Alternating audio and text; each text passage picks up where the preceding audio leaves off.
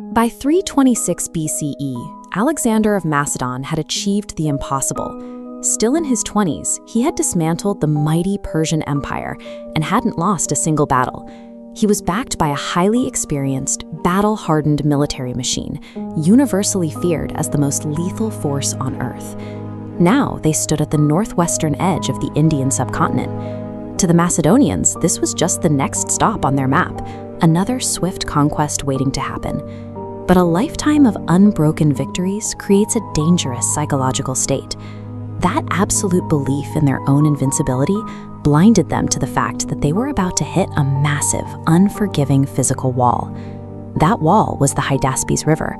Swollen by heavy monsoon rains, the currents had turned into a treacherous barrier that made a direct crossing nearly impossible. And on the opposite bank, King Porus of the Parava kingdom was waiting for them.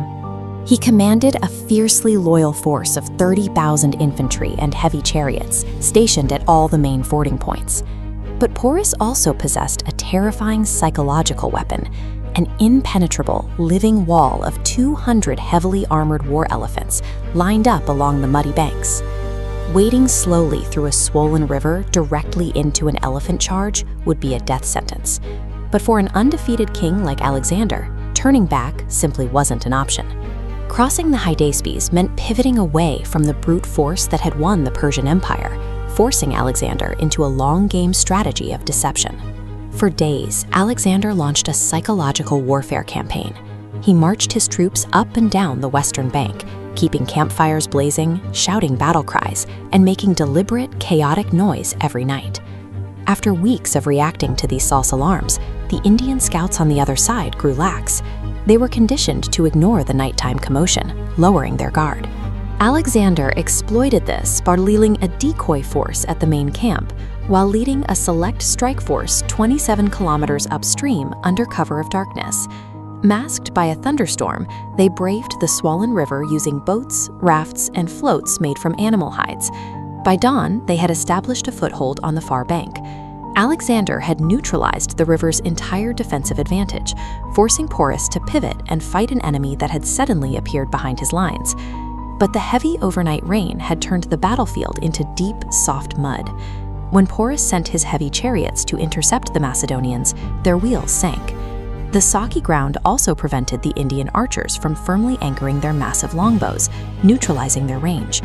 Stripped of his ranged advantages, Porus committed his heavy hitters. He deployed his 200 war elephants as a living, charging wall straight into the Macedonian infantry. The physical horror of this collision was devastating. The charging beasts trampled men, scattered tight formations with their tusks, and rained arrows from above. But the Macedonian phalanx adapted. Instead of holding a rigid line, they voluntarily opened their ranks. They let the massive charging animals pass inside their formation, surrounded them, and then targeted the elephants' eyes and their human drivers. Natural human instinct tells you to run from a charging predator. The Macedonians only survived the initial shock because their drilled discipline was stronger than their terror. With the infantry holding off the elephants, Alexander launched an attack toward Porus's right flank, deliberately drawing the Indian cavalry outward to defend it. As Porus's cavalry shifted, they left their rear unprotected. Coninus swept around from behind, trapping the Indian forces in a double envelopment. Compressed into a shrinking pocket, the wounded and maddened elephants panicked, turning around and trampling Porus's own infantry. Porus fought from atop his elephant to the bitter end. When finally captured and brought before Alexander, he was asked how he wished to be treated. His response was simple: like a king. Alexander granted the request, securing a loyal ally to stabilize the frontier. By exploiting mobility and the muddy terrain, Alexander turned Porus's most terrifying weapon, the elephants, into the exact instrument that destroyed his army. Alexander won, but the cost was staggering. His veterans were physically battered, exhausted, and traumatized by hours of brutal combat with giant animals. Greek historians recorded this as an epic clash against a mythic titan of the East, but the local context tells a very different story. Indian accounts from the period never even mention Porus. In the grand scope of the subcontinent's history, he was likely a minor regional chieftain, making this clash little more than a local border skirmish. This chart compares the scale of what they had just faced to what lay ahead. Alexander's scouts returned with intelligence that the Nanda Empire to the east could field an army equipped not with 200 war elephants, but anywhere from 3,000 to 6,000. The realization hit the ranks. Their hardest-fought victory had only brought them to the doorstep of a much larger, potentially unwinnable war. The breaking point had arrived.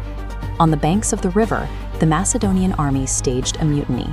They flatly refused Alexander's orders to march a single step further east.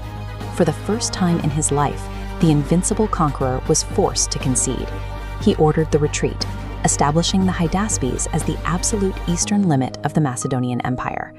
While the campaign ended there, the collision between East and West left a lasting cultural footprint, eventually creating unique fusions like Greco-Buddhist art and philosophy. The Battle of the Hydaspes remains Alexander's greatest tactical masterclass, but it holds the ultimate irony.